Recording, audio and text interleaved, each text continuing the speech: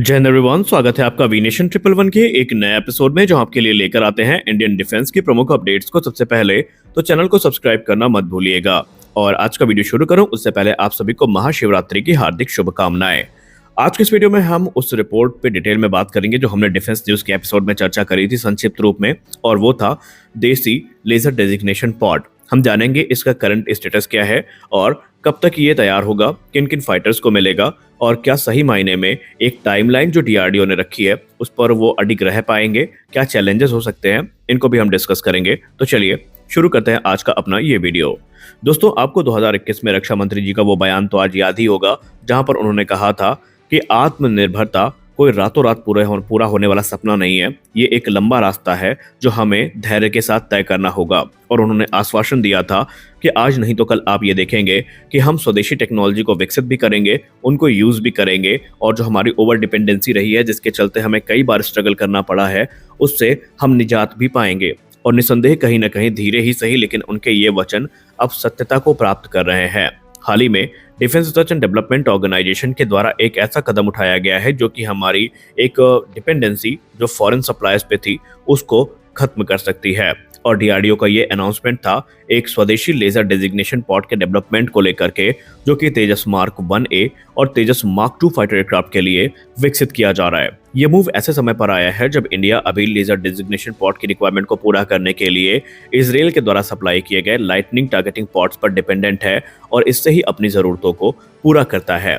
भारतीय वायुसेना के अधिकारियों से जब बात हुई तो वहां पर डीआरडीओ के अधिकारी ने कहा कि बात में यही चीज सामने आई कि भारतीय वायुसेना इसको लेकर इंटरेस्टेड है। उन्होंने खुद डीआरडीओ से ये चीज कही है और डीआरडीओ इस समय इंडियन एयरफोर्स के साथ स्पेसिफिकेशन और टेक्निकल रिक्वायरमेंट्स को लेकर बातचीत कर रहा है कि इनकी रिक्वायरमेंट क्या है और कैसे उसको पूरा करना है।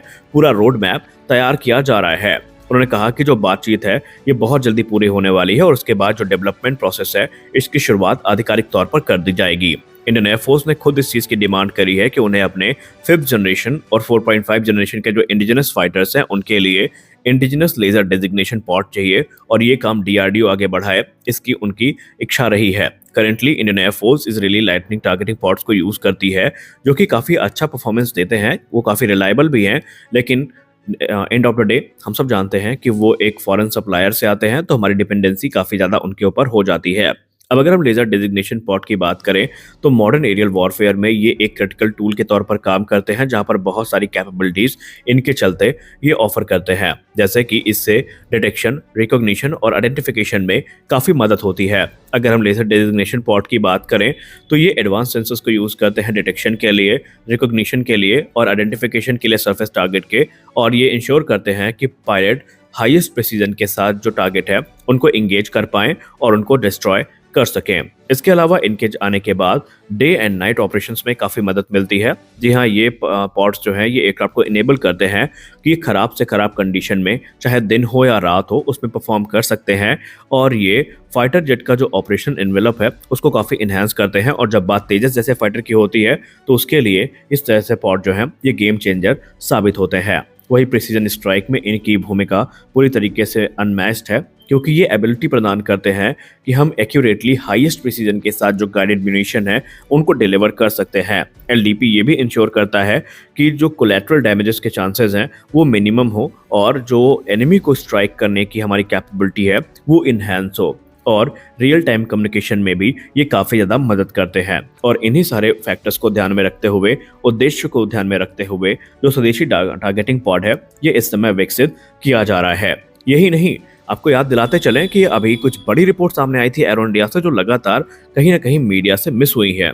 डीआरडीओ ने यह भी कंफर्म किया है कि जो रिट्रैक्टेबल रिफ्यूलिंग प्रोब है अब ये दोनों फाइटर्स के लिए यहाँ पर ध्यान में रखा जा रहा है, यानी मार्क 1A के लिए और मार्क 2 के लिए, दोनों के लिए जो रिट्रैक्टेबल रिफ्यूलिंग प्रोब है ये कंसीडर किए जा रहे हैं। हालांकि मार्क 1A की टाइमलाइन को लेकर बात नहीं करी गई है, लेकिन बाकायदा मार्क 2 के लिए जो एक असेंबली जिग है इसको अप्रूवल मिल चुका है गवर्नमेंट ऑफ इंडिया से और अब इस पे काम भी शुरू किया जा चुका है और आडा ने जरूरी जो कंपोनेंट्स हैं उनकी खरीद भी शुरू कर दी है। इसके अलावा जो स्वदेशी नोज कोन है वो रेडी है और infrared search and track system तैयार है जो कि तेजस मार्क 2 और इसके अलावा AMCA जैसे फाइटर्स में हमें देखने को मिलेगा।